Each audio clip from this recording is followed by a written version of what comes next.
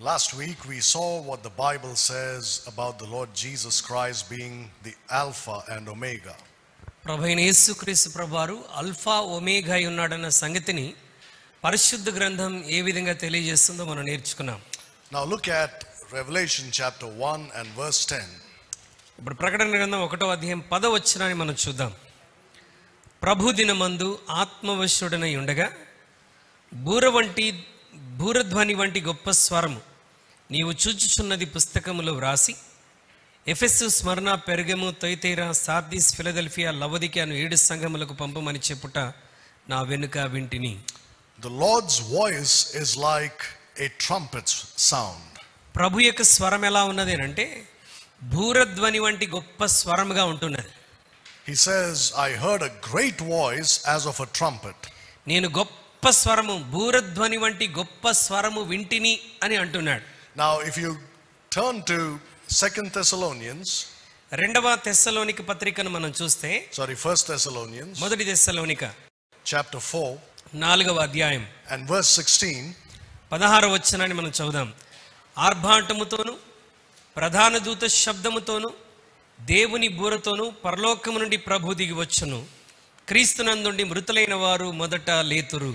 So it says that when the rapture takes place, మరి సంఘము పైకెత్తబడుచున్నప్పుడు these elements or these things will happen. ఏమి జరుగుతుందో అక్కడ రాస్తున్నాడు. The Lord himself shall descend with a shout, మరి ప్రభు తానే ఒక గొప్ప స్వరముతో వస్తాడు, with the voice of the archangel, మరి ప్రధాన దూత శబ్దముతో వస్తాడంట, and with the trump of God. దేవుని ప్రధాన దూత శబ్దంతోను దేవుని బూరతోను వస్తాడు. You see, when John heard his voice, it sounded like a trumpet. యోహాను మరి ఆ శబ్దం విన్నప్పుడు అది ఒక బూర వంటి ధ్వనిలాగా వినబడింది. And here it says with the trump of God. ఇక్కడ ఏమని రాస్తున్నాడు అంటే దేవుని బూర అని రాస్తున్నాడు. So in the English Bible, when it says trump, it means the sound that a trumpet makes. మరి ఇంగ్లీష్ బైబిల్లో బూర అని రాశాడంటే ఆ బూర చేసేటువంటి శబ్దము అని అర్థం. Now look at 1 Corinthians chapter 15. మొదటి కొరింథీ 15లో కూడా ఒకసారి రండి. And look at verse 52. మొదటి కొరింథీ 15వ అధ్యాయం 52వ వచనం చదువుతున్నాను.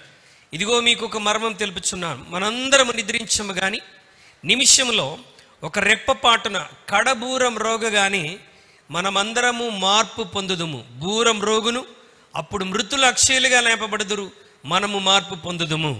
You see those words, the last trump? మరి కడబూర అన్నటువంటి మాట మీరు గమనించారా?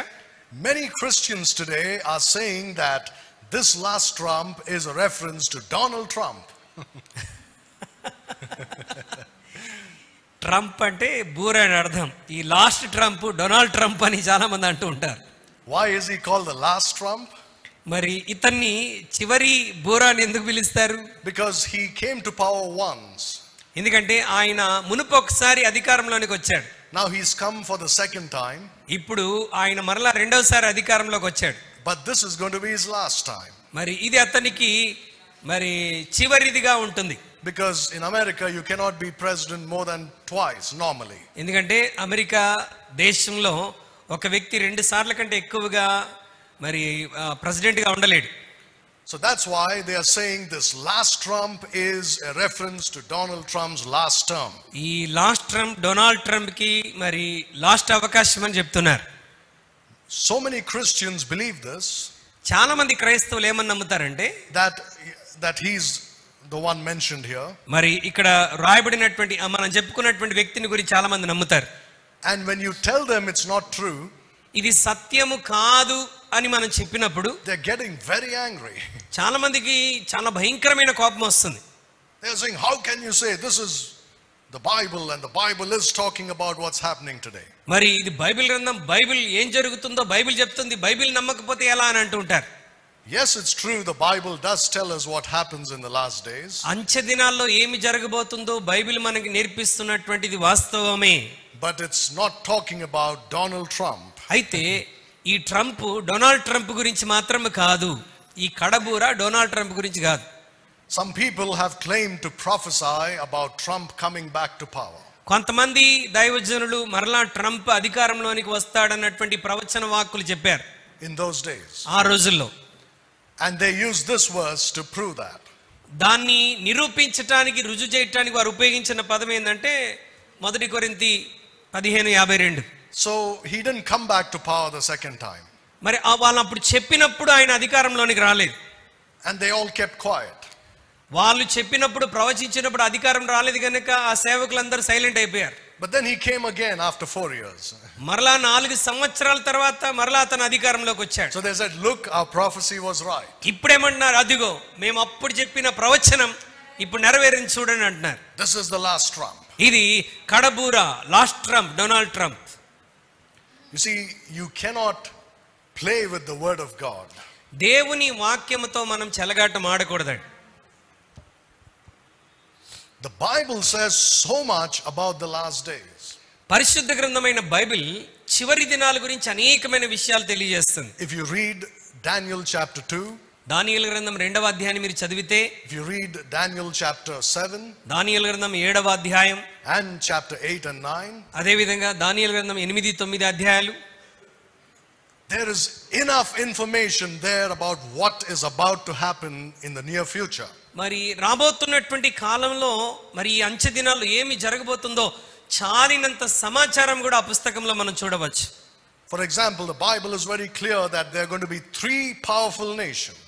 మరి 3 మరి శక్తివంతమైనటువంటి దేశాల గురించి బైబిల్ చాలా స్పష్టంగా చెప్తుంది. That they will form an alliance together.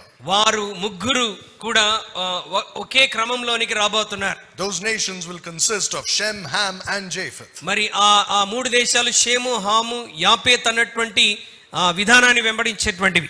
And together when they form an alliance, వారు ముగ్గురు కలిసి ఏకముగా మరి కూడి ఉన్నట్లయితే they're going to form a beast kingdom. వారు ఒక మృగం యొక్క రాజ్యాన్ని వారు స్థాపిస్తారు. And I'm sure that one of those countries is America, because it's the most powerful country in the world. ఈ 3 దేశాల్లో ఖచ్చితంగా ఒక దేశం అమెరికా ఉంటుంది, ఎందుకంటే ప్రపంచంలో అది శక్తివంతమైనటువంటి దేశం. And if you look at Donald Trump, ఒకవేళ మనం డొనాల్డ్ ట్రంప్ వైపు చూస్తే, the things that he's doing for America are excellent, no doubt about that. America దేశం కొరకు ప్రస్తుతం ట్రంప్ చేస్తున్నటువంటి కార్యక్రమాలన్నీ కూడా అద్భుతం. Our Indians don't like him because they're getting kicked out of there. మన భారతీయులకు అది ఇష్టం లేదు, ఎందుకంటే భారతీయులు చాలా మంది బయటికి గెంటి వేయబడుతున్నారు కాబట్టి వాళ్ళకి ఇష్టం లేదు. But if you love your country, you would do what he does. నీవు నీ దేశాన్ని ప్రేమించే వ్యక్తివైతే డొనాల్డ్ ట్రంప్ ఏం చేస్తున్నాడో నీ దేశంలో కూడా నువ్వు అలాగే చేస్తావు. So he's not doing anything wrong there. కనుక ఆయన దేశానికి వ్యతిరేకంగా డొనాల్డ్ ట్రంప్ ఏమీ చేయట్లేదు. He's doing everything for the benefit of America. తన దేశపు క్షేమము కొరకు తాను చేయవలసినటువంటివన్నీ చేస్తున్నాడు. Now whether powerful people all around the world will allow him to do it or not, we have to wait and see. ప్రపంచమంతటా శక్తివంతమైనటువంటి దేశాలు ప్రజలు దానిని అనుమతిస్తారా లేదా అన్నటువంటిది మనం వేచి ఉండి చూడాల్సిందే. We don't know. He started doing an excellent job, but we don't know if they will allow him to continue. ఆయన అద్భుతమైన పని తన దేశం కొరకు చేయటం ఆరంభించాడు. అయితే చుట్టూ ఉన్న శక్తివంతమైన దేశాలు అది అనుమతిస్తాయో లేదో మనం చూడాలి. But you know, there is a problem. అయితే ఇక్కడ ఒక సమస్య ఉందండి. When you look at the man himself, మనం ఆ వ్యక్తి వైపు మనం చూసినప్పుడు he fits the bill very nicely for the Antichrist. అతను మరి క్రీస్తు విరోధికి అన్ని పోలికలు కలిగినటువంటి వాడిగా కనబడుతున్నాడు. He is not the Antichrist, don't get me wrong. దయచేసి నన్ను తప్పుగా అర్థం చేసుకోవద్దు, ఆయన క్రీస్తు విరోధి కాదు. But he is just like him. అతను అచ్చం అతనిలాగానే ఉన్నాడు, ఆ పోలికలో ఉన్నాడు. The pride he has, అతనికి ఉన్నటువంటి ఆ అతిశయం, గర్వం, the mouth that he has, అతనికి ఉన్నటువంటి ఆ నోరు, the power that he has, అతనికి ఉన్నటువంటి అధికారం, the boldness and courage that he has. అతనికి ఉన్నటువంటి ధైర్యము. And if you look at, I don't know if you watch news or not, మీరు మరి న్యూస్ చూస్తున్నారో లేదో నాకు తెలియదు, కానీ every time he gives an interview, ఆయన ఎప్పుడు మరి మీడియాలో interview ఇస్తున్నప్పటికీ he talks for sure about peace. ఆయన ఎప్పుడు మాట్లాడినా దేని గురించి మాట్లాడుతున్నాడు అంటే శాంతి గురించి మాట్లాడుతున్నాడు, సమాధానం గురించి. Every time he says, I'm going to bring peace, peace, peace. ఎప్పుడు మాట్లాడినా నేను శాంతిని, సమాధానాన్ని తీసుకొని రాబోతున్నాను నేను ప్రసంగిస్తున్నాడు. That's another sign of the Antichrist. మరి క్రీస్తు విరోధికి అది కూడా మరొక సూచన. He is not the Antichrist. I do not believe that. దయచేసి గమనించండి, అతన్ని క్రీస్తు విరోధి కాదు, నేను దాన్ని నమ్మట్లేదు, కానీ ఆ పోలికలు అతనిలో ఉన్నాయి. He is certainly not the trump of God. రెండోది, అతను దేవుని యొక్క బూర కూడా కాదు. He is Trump, no doubt. అతను ట్రంపే, but not God trump. Yes. Are leaders appointed by God? మరి నాయకులు దేవుని చేత ఏర్పాటు చేయబడినటువంటి వారే. Yes. అవును, they are appointed by God. ప్రతి నాయకుడు దేవుని అనుమతితోనే ఏర్పాటు చేయబడినవాడు. But it doesn't mean he's a man of God. దేవుని చేత అనుమతించబడి అధికారంలోకి వచ్చాడంటే అతను దేవుని బిడ్డని కాదండి. Pharaoh was appointed by God. ఐగుప్తు దేశంలో ఫరో ఎవరి ద్వారా అనుమతించబడ్డాడు? దేవుని ద్వారానే. But God says, I raised him up to show my power in him. అయితే అతని ద్వారా నా శక్తి ఏంటో చూపించడానికి నేను ఫరోని నియమించానని దేవుడు అంటున్నాడు. Now the reason why I'm telling you this, ఇవన్నీ నేను ఎందుకు మీతో చెప్తున్నానంటే, that though he is not the last trump mentioned here, మరి ఇక్కడ రాబడినటువంటి కడబూర వాడు ఎలాగైతే కాకుండా ఉన్నాడో, you should still keep your eyes on him. అతని మీద మనం ఒక కన్ను వేసి ఉంచాలి. Because he is taking the world in the direction of the tribulation. ఎందుకంటే ఇతను లోకమంతటిని శ్రమల కాలం వైపుకు తీసుకొని వెళ్తున్నట్టుగా కనబడుతుంది. Everything he does, ఆయన చేస్తున్న ప్రతి కార్యము కూడా is something that will be beneficial to the Antichrist. ఆయన చేసే ప్రతి కార్యం రాబోతున్నటువంటి క్రీస్తు విరోధికి చాలా లాభకరంగా ఉంటున్నాయి. Again, is he doing good for his country? Yes, he is doing. మరలా మనం ఆలోచిస్తే అమెరికా దేశం కొరకు తను ఏమైనా మేలు చేస్తున్నాడా? ఖచ్చితంగా మేలు చేస్తున్నాడు. No doubt about that. దానిలో ఎటువంటి సందేహం లేదు. But you have to look at him from a biblical point of view. అయితే అతనిని మనం బైబిల్ ఆధారంగా మనం అతన్ని పరిగణించాలి. And when you look at him from a biblical perspective, Bible సంబంధిత ఆధారంగా మనం ఆయన వైపు చూసినప్పుడు, you will see that the things that he's doing will lead to the Antichrist using those things in the tribulation. ఈ అధ్యక్షుడు చేస్తున్నటువంటి కార్యాలన్నీ కూడా భవిష్యత్తులో త్వరలో క్రీస్తు విరోధి చేయబోతున్న దానికి అనుగుణంగా మనకు కనబడుతున్నాయి. Now recently he called the CEOs of very big companies. మరి ఈ మధ్య కాలంలోనే ప్రపంచంలోని చాలా పెద్ద కంపెనీస్ గా ఉన్నటువంటి ఆ కంపెనీ సీఈఓలందరిని పిలిచాడు.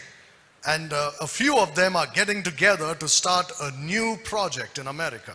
ఈ సీఈఓలు అందరూ కూడా కలిసి అమెరికాలో ఒక కొత్త ప్రాజెక్ట్ ని ప్రారంభిస్తున్నారు. It's to do with artificial intelligence. ఇది AI తో సంబంధించినటువంటిది, ఆర్టిఫిషియల్ ఇంటెలిజెన్స్ తో సంబంధించినటువంటిది.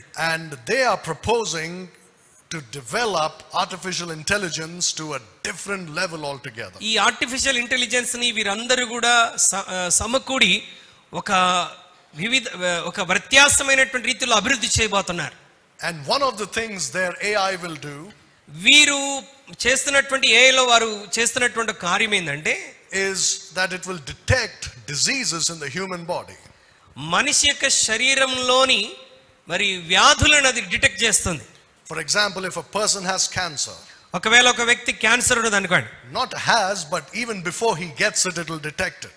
మరి అతనికి క్యాన్సర్ ఉందని కాదు, అతనికి రాకముందే అతనికి రాబోతుందన్నది సూచించగలదు. And create a vaccine to give to that person so that he won't get it. So ఇతనికి కొన్ని సంవత్సరాల తర్వాత క్యాన్సర్ రాబోతుందనేది గుర్తిస్తుంది.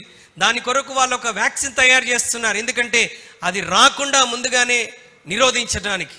It sounds very nice. అది వినటానికి చాలా మంచిదిగా అనిపిస్తుందా లేదా? But you see, that kind of technology is what the Antichrist will use.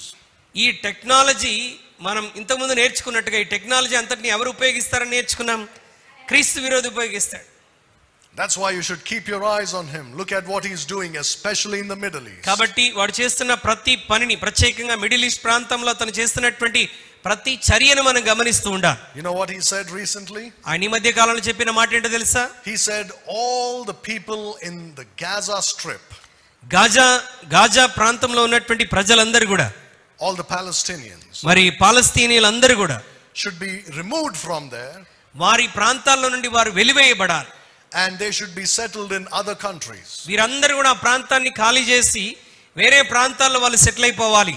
What is he trying to do? అంటే ఏం చేయడానికి ప్రయత్నిస్తున్నాడు? He's trying to bring peace to Israel. అతను ఇశ్రాయేల్ దేశంలో శాంతిని నెలకొల్పడానికి ప్రయత్నిస్తున్నాడు. Correct? Is it good or bad? మంచి పనే కాదా చెప్పండి? It's good, but it's leading to what the Bible says. మంచి పనే, కానీ ఆయన చేసే పని ఎటువైపు నడిపిస్తుంది? For the Antichrist to come. మరి క్రీస్తు విరోధి రావటానికి ఉపయోగకరంగా నడిపిస్తుంది. So many things that are happening around us. మన చుట్టూ ప్రస్తుత దినాల్లో చాలా సంభవాలు జరుగుతున్నాయి. That are pointing to the fact that the rapture is very close. ఈ జరుగుతున్నవన్నీ మనల్ని ఏ దిశగా నడిపిస్తున్నాయి అని అంటే సంఘం ఎత్తబడటం అతి సమీపంగా ఉన్నది. It's very, very close. సంఘం ఎత్తబడటం చాలా సమీపంగా ఉందండి. You know, when I talk about these things, some Americans complain. నేను ఈ విషయాల గురించి మాట్లాడుతున్నప్పుడు కొంతమంది అమెరికా దేశస్థులు కంప్లైంట్ చేస్తున్నారు. They are saying, why are you only talking about Trump? Why didn't you talk about Biden and Obama and the others? నీవు కేవలం Trump గురించి ఎందుకు మాట్లాడుతున్నావు? బైడెన్ గురించి, ఒబామా గురించి నువ్వు ఎందుకు మాట్లాడలేదు? None of them fit the bill like Trump does. Sorry to say that. Trump చేసినట్టుగా వారెవరు కూడా ఈ కార్యాల్లో ఫిట్ అవ్వట్లేదు. Were they wicked? Absolutely yes. మరి వారు చెడ్డవారా? ఖచ్చితంగా చెడ్డవారే. They've done everything to destroy that great nation. వారి దేశాన్ని నాశనం చేయడానికి వాళ్ళు చాలా కార్యాలు చేశారు. And this man is trying to build it up again. అయితే ఈ వ్యక్తి మాత్రం పాడవుతున్న తన దేశాన్ని బాగు చేసుకోవడానికి ఎంతగానో ప్రయత్నిస్తున్నాడు. What the damage they have done, he's trying to undo it. వారు చేసినటువంటి చెడుని, నాశనాన్ని తిరిగి మరలా మరి బాగు చేసుకోవడానికి అతను ప్రయత్నిస్తున్నాడు. Because you see, biblically, మరి Bible ఆధారముగా, according to Bible prophecy, పరిశుద్ధ గ్రంథంలోని ప్రవచన ఆధారముగా, if America is going to be a superpower before the rapture, మరి సంఘం ఎత్తబడటానికంటే ముందుగా అమెరికా దేశం సూపర్ పవర్ దేశముగా ఉన్నట్లయితే it's going to be like no other nation before it. అది ఇంతకు ముందు ఏ దేశము లేని విధముగా అధికారంలోనికి రాబోతుంది. It's going to be more powerful than it has ever been before. ప్రపంచంలో కనీవిని ఎరగని రీతిలో శక్తివంతమైన అధికారం కలిగిన దేశముగా ఉండబోతుంది. And prosperous. మరి అంత అభివృద్ధి చెందినటువంటి దేశముగా ఉండబోతుంది. If they don't take this man out of the scene, of course. మరి ఈ పరిస్థితిలో నుండి అతను తొలగించబడకపోతే ఖచ్చితంగా అది జరుగుతుంది. But again, we don't know. We have to wait and see.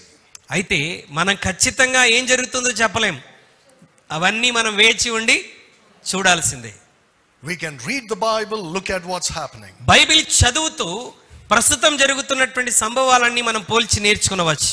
And we will see here and there things happening that match what the Bible says. అక్కడ ఇక్కడ ప్రస్తుత దినాల్లో జరుగుతున్నటువంటి సంభవాలన్నీ బైబిల్ చెప్తున్న దానికి అద్భుతంగా మ్యాచ్ అవుతున్నాయి. That's why we have to be all the more ready for the rapture. కాబట్టి నేను చెప్పేది ఏంటంటే దేవుని బిడ్డలమైన మనం ఎల్లప్పుడూ సంఘముగా ఎత్తబడటానికి మనం సంసిద్ధులముగా ఉండాలి. And we cannot be ready for the rapture if we are not good students of God's word. ఒకవేళ మనం పరిశుద్ధ గ్రంథానికి మంచి విద్యార్థులము కాకపోతే సంఘం ఎత్తబడే సమయంలో మనం సిద్ధపాటుతో ఉండలేం. When we are raptured, మనం పైకెత్తబడినప్పుడు Jesus Christ will not ask us, యేసుక్రీస్తు ప్రభువారు మనల్ని ఇలా అడగడు, how well we knew the current events. ప్రస్తుతం జరుగుతున్న సంభవాలన్నీ నువ్వు ఎంత అద్భుతంగా నేర్చుకున్నావు అని అడగడు. What he's going to ask you is, how much time did you spend with that book? దేవుడు ఏమని అడగబోతున్నాడు తెలుసా? నీకు ఇచ్చిన పరిశుద్ధ గ్రంథంతో నీవెంత సమయాన్ని గడిపావని దేవుడు అడగబోతున్నాడు. We must acquaint ourselves with this book. కాబట్టి పరిశుద్ధ గ్రంథమైన బైబిల్తో మనం సన్నిహితం అయిపోవాలి. And it says that John heard behind him a great voice as of a trumpet. తన వెనుక నుండి ఒక గొప్ప బూర వంటి గొప్ప స్వరం అతను విన్నాడని బైబిల్ చెప్తున్నది. Many Christians confuse what's there in 1 Thessalonians 4 and 1 Corinthians 15 with Revelation 11:15. మరి మొదటి కొరింథీ 15:52లోంచి మొదటి తెస్సలోనిక 4వ అధ్యాయంలోని వాక్యాలకు ప్రకటన గ్రంథం 11:15లో ఉన్న వాక్యం విషయంలో చాలా కన్ఫ్యూజ్ అయిపోతుంటారు.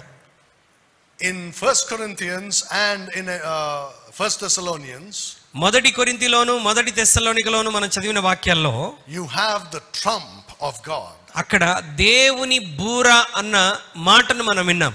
In Revelation 11:15, కానీ ప్రకటన గ్రంథం 11:15 లో మాత్రం you read about the last trumpet, మరి చివరి బూర, కడబూర, ఏడవ బూర ఊదినప్పుడు అని అక్కడ రాయబడి ఉంటుంది. the seventh trumpet. మరి ఏడవ బూర అని అక్కడ రాయబడి ఉంటుంది. These two are not the same. ఈ ఏడవ బూర అక్కడ ఊదబడినటువంటి కడబూర ఈ రెండు ఒకటి కాదు. At the rapture, nobody is blowing a trumpet. సంఘం పైకెత్తబడుతున్నప్పుడు ర్యాప్చర్ లో ఎవరో వచ్చి బూరను ఊదరు. It will be the sound of the voice of Jesus Christ. అది యేసుక్రీస్తు యొక్క స్వరమే కడబూరలాగా ఉంటుందంట. Right, as we have just read in John 1:10. మనం ఇందాక చదివాం కదా, ప్రకటన 1:10 మనం చదివాం. So the last trumpet or the seventh trumpet in Revelation 11 is blown by an angel. మరి ప్రకటన గ్రంథం 11:15 రాయబడినటువంటి కడబూర లేక ఏడవ బూర ఎవరు ఊదుతారు? దూత ఊదుతాడు. The last trump is at the rapture of the church. మరి ఈ సంఘం ఎత్తబడటానికి చివరి బూర. But in Revelation, that's the seventh trumpet after the tribulation. కానీ ప్రకటన 11:15 రాయబడినటువంటి ఏడవ బూర ఎప్పుడనంటే శ్రమల కాలంలో చివరిగా ఊదబడేటువంటి బూర. These two are different. ఈ రెండు బూరలు వేరండి. One before the tribulation, one after the tribulation. శ్రమల కాలానికి ముందు దేవుని స్వరమే బూరలాగా ఉండేటువంటి కడబూర, మరి శ్రమల కాలం తర్వాత దేవదూత ఊదేటువంటి కడబూర. These are two different ones. ఈ రెండు కూడా వ్యత్యాసమైనటువంటివి. Now it says in verse 11 of Revelation chapter 1. ప్రకటన గ్రంథం 1:11 బైబిల్ ఏమని చెప్తుందంటే, You can read it. ప్రభు దినమందు ఆత్మవశుడనై ఉండగా బూరధ్వని వంటి గొప్ప స్వరము నీవు చూచుచున్నది పుస్తకంలో వ్రాసి Ephesus, Smyrna, Pergamum, Thyatira, Sardis, Philadelphia, లవోదికను 7 సంఘములకు పంపుమని చెప్పుట నా వెనుక వింటిని. Now these 7 churches are mentioned here. ఇక్కడ 7 సంఘాల పేర్లు రాయబడ్డాయి. The first one is Ephesus. మొదటి సంఘం ఏంటంట? ఎఫెస్సి. And it means fully purposed. మరి పరిపూర్ణ ఉద్దేశంతో ఎండుకున్నటువంటిదని అర్థం. It's a very focused church, a purposed church. అంటే ఒక మంచి ఉద్దేశంతో ముందుకెళ్తున్న సంఘం. The next one is Smyrna. ఎఫెస్సి తర్వాత స్మిర్నా సంఘం. It means myrrh. I don't know if that's a spelling. Myrrh is that when Jesus was born, they gave బోలం, సాంబ్రాణి. Then you have Pergamos. పెర్గమం. Pergamos means much marriage. Much marriage. Yes. మరి అధికమైన వివాహం అని అర్థం. And then you have Thyatira, I think. నాలుగవది ఏ సంఘం రాయబడింది అక్కడ? Thyatira. Odor of affliction. Suffering. The smell of suffering. మరి శ్రమల యొక్క సువాసన. Is it Sardis first? నాలుగవది సార్దీసా? Okay. 5th Sardis. Sardis means red ones. ఎర్రనిది అని అర్థం. Then you have Philadelphia. తర్వాత 6వది Philadelphia. It means brotherly love. సహోదర ప్రేమ కలిగినది అని అర్థం. The greatest church. గొప్ప సంఘం. And then you have Laodicea. చివరిది లవోదికియా. And Laodicea means civil rights. మరి సివిల్ రైట్స్, మరి హక్కులు, సివిల్ హక్కులు కలిగినటువంటి సంఘం. This is the meaning of these 7 churches. 7 సంఘాల పేర్ల యొక్క అర్థాలు అవి. And the meanings certainly describe the nature of each of these churches. ఇక్కడ రాయబడినటువంటి ప్రతి సంఘం యొక్క అర్థాలు ఆ సంఘం యొక్క స్వభావాన్ని మనకు తెలియజేస్తున్నాయి.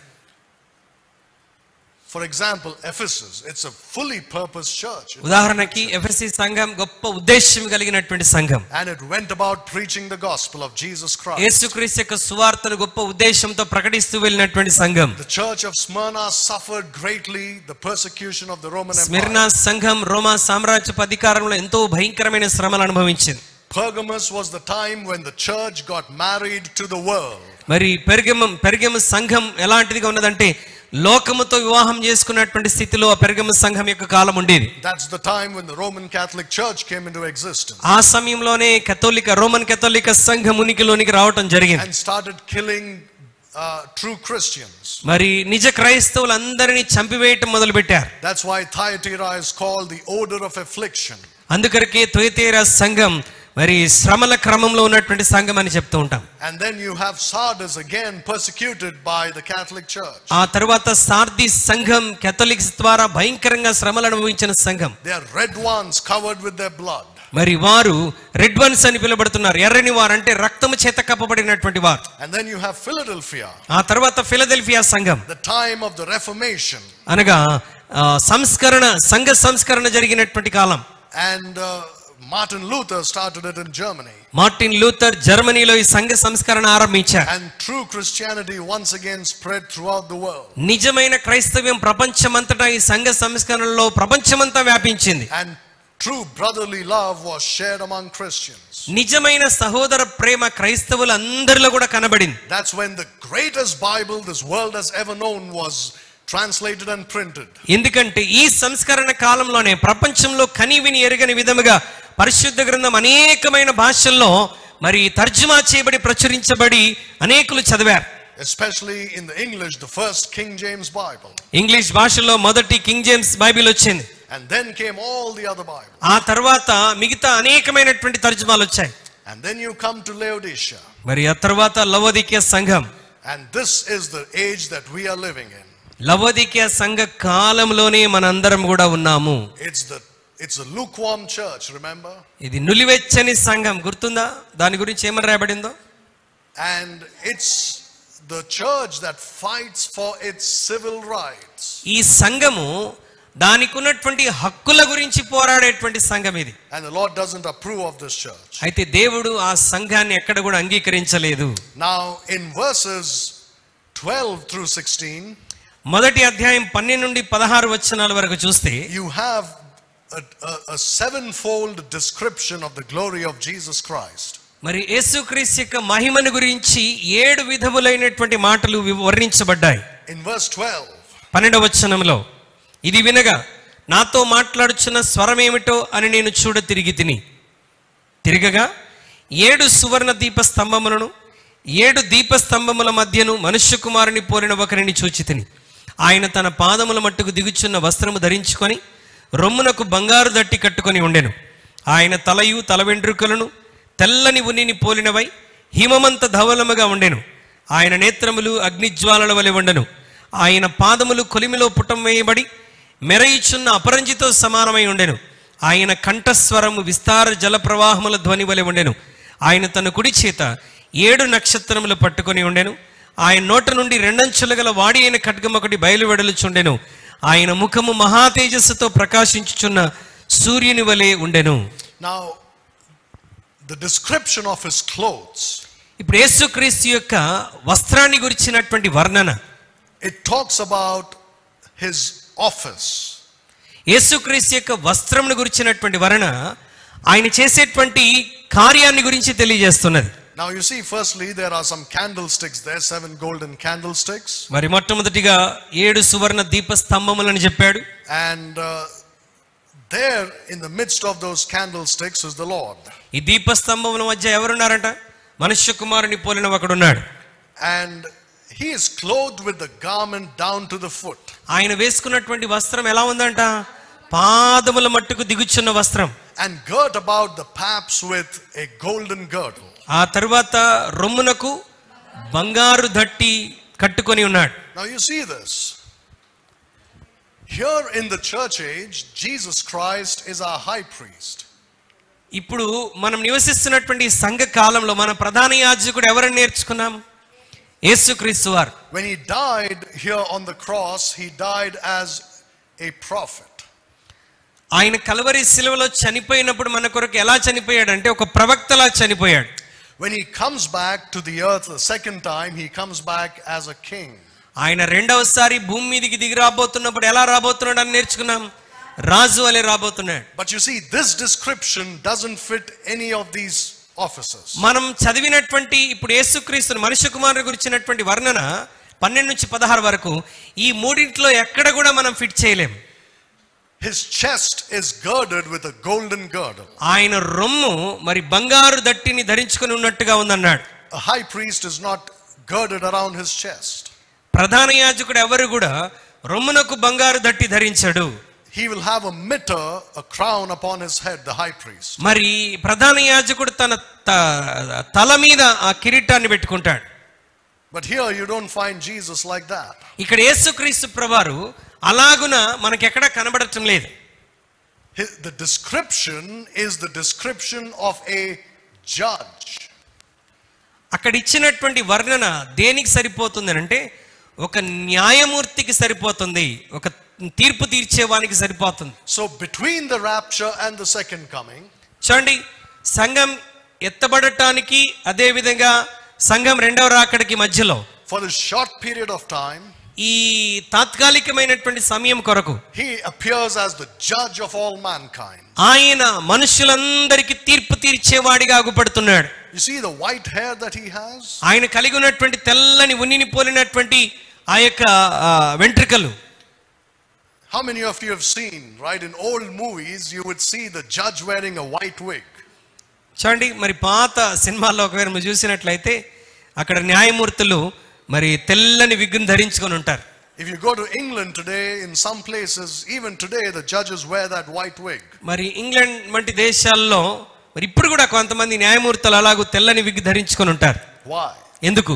It comes from here. అది ఎక్కడి నుండి తీసుకున్నారంటే ప్రకటన గ్రంథం 1:12-16 నుంచి తీసుకున్నారు. They saw many years ago that Jesus Christ as a judge has white hair. మరి న్యాయమూర్తిగా యేసుక్రీస్తు ప్రభువారు తెల్లని వెంట్రుకలు కలిగి ఉన్నాడన్న విషయాన్ని వాళ్ళు అక్కడ నేర్చుకున్నారు. And so they gave these white wigs, powdered white wigs to the judges. కనుక మరి పౌడర్ కోటింగ్ తో ఉన్నటువంటి ఈ తెల్లని విగ్స్ ఈ న్యాయమూర్తులకి ఇచ్చేటువంటి వారు. So this is the sign of the office of a magistrate. కనుక దేవుడు ఇక్కడ ఒక న్యాయమూర్తిగా తాను చేసేటువంటి పని కార్యకలాపాలు ఏంటో తెలియచేయటానికి వర్ణన ఇవ్వబడింది. Because that whole time is a time of God's judgment on the earth. ఎందుకంటే సంఘం ఎత్తబడిన దగ్గర నుండి రెండవ రాకడ మధ్యలో అంతా కూడా దేవుని యొక్క తీర్పు భూమి మీదకి రాబోతున్నది. So his office of the high priest ends with the rapture of the church. సంఘము పైకి ఎత్తబడటంతో ప్రధాన యాజకుడిగా తనకున్నటువంటి పని ముగించబడి న్యాయమూర్తి పనిలోనికి దిగబోతున్నాడు. So though his clothes look somewhat like a high priest's clothes, అతను ధరించిన వస్త్రాలు ప్రధాన యాజకుని వస్త్రాలలాగా కనబడినప్పటికీ they are not. అతను ప్రధాన యాజకుడు కాదు. The high priest has a girdle around his waist. మరి ప్రధాన యాజకుడు తన నడుము చుట్టూ దట్టిని కలిగి ఉంటాడు. He doesn't have that. మరి ఇక్కడైతే యేసుక్రీస్తు ప్రభువారు అక్కడ దట్టి లేదు అతనికి. And on his head there is no crown. అతని తల మీద ఇక్కడ కిరీటం లేదు. So he is a judge. కాబట్టి ఇక్కడ యేసుక్రీస్తు ప్రభువారు ఎలా ఉన్నారు? న్యాయమూర్తిగా ఉన్నాడు. Look at Daniel chapter 10. దానియేలు గ్రంథం 10వ అధ్యాయంలోనికి ఒకసారి రండి. Look at verses 5 and 6.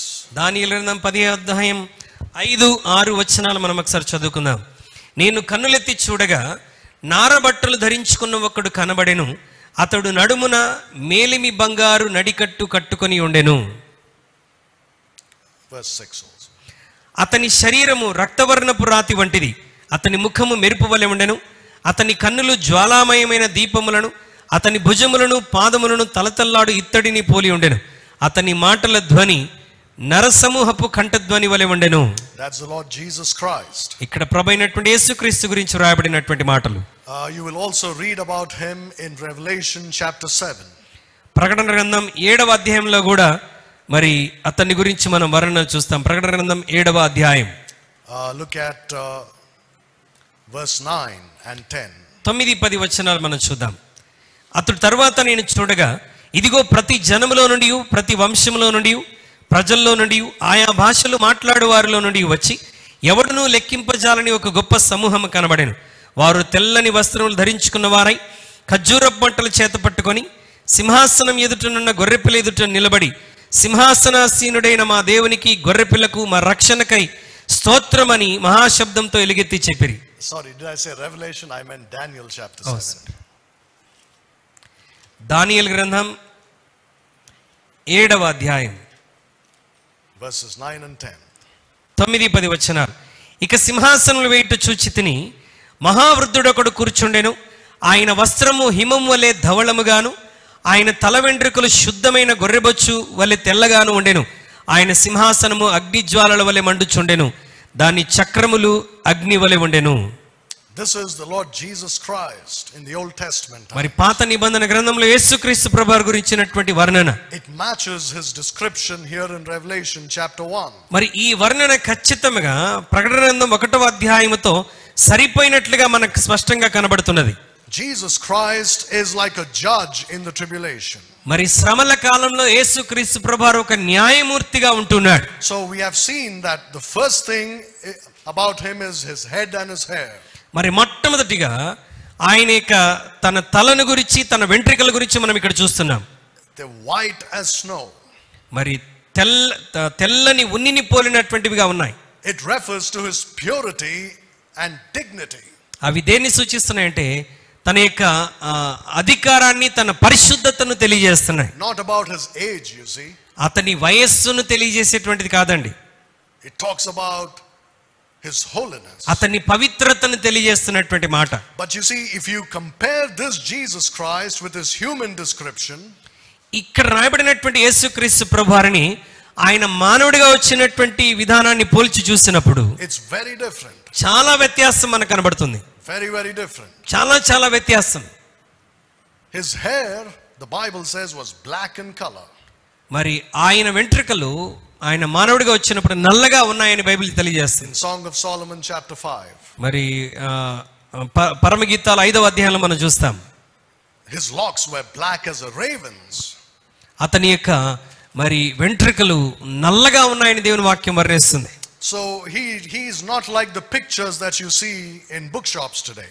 మనం బుక్ షాప్స్ లో యేసుక్రీస్తుని గురించినటువంటి ఫోటోల్లో తీస్తున్నటువంటి విధంగా ఆయన ఆకారం ఉండదండి.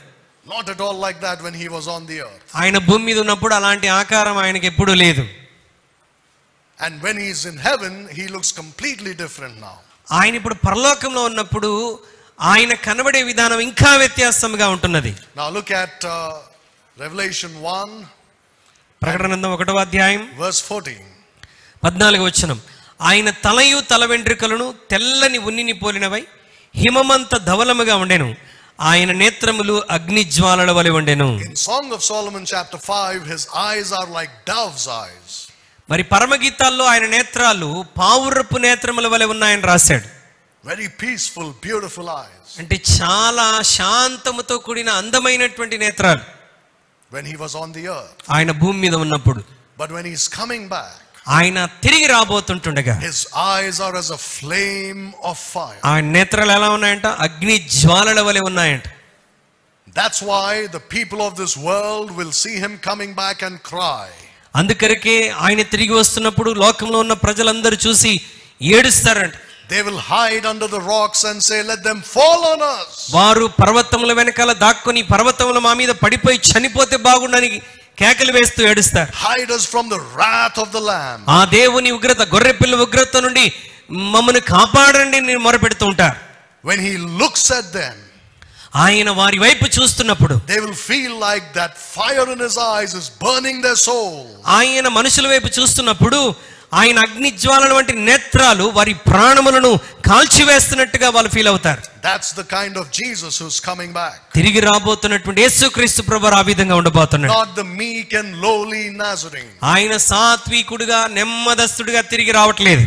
He's coming back with fire in his eyes. ఆయన తన నేత్రములలో అగ్నిని కలిగినటువంటి వాడై తిరిగి రాబోతున్నాడు. His feet, it says, are like fine brass, as if they burned in a furnace. ఆయన పాదములు కొలిమిలో పుటం వేయబడిన మెరయిచున్న అపరంజితో సమానమై ఉన్నాయంట. Think about it. దాని గురించి ఆలోచించాడు. When he came the first time, ఆయన మొదటిసారిగా వచ్చినప్పుడు he walked the dusty streets of Israel. ఆయన మురికి వాడల్లో ఇశ్రాయేల్ దేశంలో నడిచాడు. Those feet walked from Pilate's palace to Calvary. పిలాతు యొక్క అధికార గృహము నుండి కల్వరి కొండ వరకు ఆయన పాదాలు నడుచుకుంటూ వెళ్ళాయి. Carrying that cross. ఆ బలమైనటువంటి సిలువను మోస్తూ నడిచి వెళ్ళాడు. But when he comes back, his feet are as fine brass in a furnace of fire. అయితే ఆయన తిరిగి వస్తున్నప్పుడు ఆయన పాదాలు కొలిమిలో పుటం వేయబడి మెరయిచున్న అపరంజిని పోలినటువంటివై ఉన్నాయి. Look at what it says about his voice. ఆయన యొక్క స్వరాన్ని గురించి ఏమని చెప్తున్నది వినండి. His voice is as the sound of many waters. ఆయన కంఠ స్వరము విస్తార జల ప్రవాహముల ధ్వని వలె ఉండును. Just like we read in Daniel chapter 7 earlier. దానియేలు గ్రంథం 7వ అధ్యాయంలో మనం చదివినటువంటి విధముగా His voice is like the sound of many waters. ఆయన కంఠ స్వరము విస్తార జల ప్రవాహముల ధ్వని వలె ఉంటుంది. But it can also sound like the sound of a trumpet. ఆ స్వరం ఎలా ఉంటుందంటే ఒక బూర వంటి ధ్వని వలె ఉంటుంది. So both sounds are there in his voice. కనుక ఆయన స్వరంలో విస్తార జల ప్రవాహముల వంటి ధ్వని ఉంటుంది. ఆయన స్వరంలో బూర వంటి ధ్వని కూడా ఉంటుంది. Probably when he shouts, it sounds like a trumpet. ఆయన గట్టిగా కేక వేస్తే ఒక బూరలాగా మనకు వినబడుతుందంట. But when he speaks normally, it will be like the sound of many waters. ఆయన మాట్లాడుతున్నప్పుడు ఆయన కేక వేస్తే బూరలాగా ఉంటుంది. ఆయన మాట్లాడినప్పుడు విస్తార జల ప్రవాహముల వలె ఉంటుందంట. He had in his right hand 7 stars. ఆయన తన కుడి చేతిలో 7 నక్షత్రాలు పట్టుకొని ఉన్నాడు. And the Bible says those 7 stars that you saw in my right hand, they are the 7 angels. ఆయన తన కుడి చేతిలో పట్టుకున్నటువంటి 7 నక్షత్రాలు 7 దూతలని దేవుని వాక్యం సెలవిస్తుంది.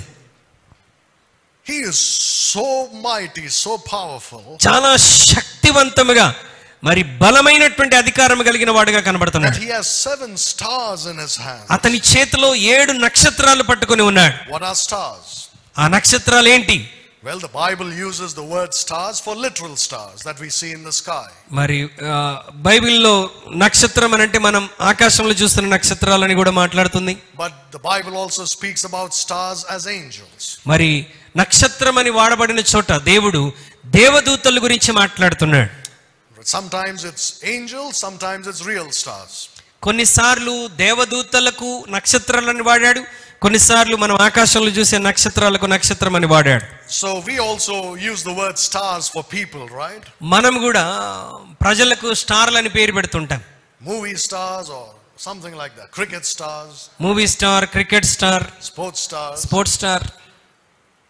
In the same way, the Bible uses the word stars for angels. మరి అదే విధంగా దేవదూతలకు కూడా పరిశుద్ధ గ్రంథం నక్షత్రాలని పేరు పెట్టింది. For example, when the Bible says that the stars of heaven fall down to the earth in the tribulation. మరి శ్రమల కాలంలో మరి ఆకాశ నక్షత్రాలు భూమి మీద రాలి పడుతున్నాయని చెప్పినప్పుడు Many unbelievers will say your Bible is so unscientific.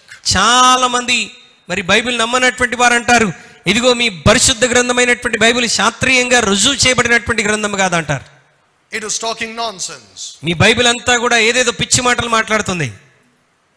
If stars fall to the earth, నక్షత్రాలు భూమి మీద పడితే the earth will be obliterated in a moment. ఒక్క క్షణంలో భూమి అంతా సర్వనాశనం అయిపోతుంది. There will be no earth left. ఇక భూమి చూడ్డానికి ఏమీ మిగిలి ఉండదు ఒక్క నక్షత్రం అలా పడిపోతే. And the Bible says many stars will fall to the కానీ earth. బైబిల్ ఏమంటుంది? అనేక నక్షత్రములు ఆకాశం నుండి రాలి పడుతున్నాయని మీ బైబిల్ చెప్తుంది. It's not talking about the real stars. అయితే మనం గమనించాల్సింది ఏంటంటే ఆకాశంలో ఉన్నటువంటి ఆ నక్షత్రాల గురించి బైబిల్ మాట్లాడలా. The Bible is written by the God who made stars. ఈ బైబిల్ ఆ నక్షత్రాలను చేసిన దేవుని చేత రాయబడినటువంటి బైబిల్ ఇది. He knows what he's saying. ఆయన ఏం చెప్తున్నాడో ఆయనకు తెలుసు. When he talks about stars falling to the earth, నక్షత్రాలు నేలను రాలుచున్నాయని దేవుడు చెప్పాడు అని అంటే he's talking about angels. ఆయన దూతల గురించి మాట్లాడుతున్నాడు. If you read in Daniel chapter 8, దానియేలు గ్రంథం 8వ అధ్యాయాన్ని మీరు చదివినట్లయితే you will read that the Antichrist will go against Jesus Christ. క్రీస్తు విరోధి యేసుక్రీస్తుకు వ్యతిరేకంగా వెళ్తున్నాడని అక్కడ రాయబడి And ఉంటుంది. he will go against the host of heaven.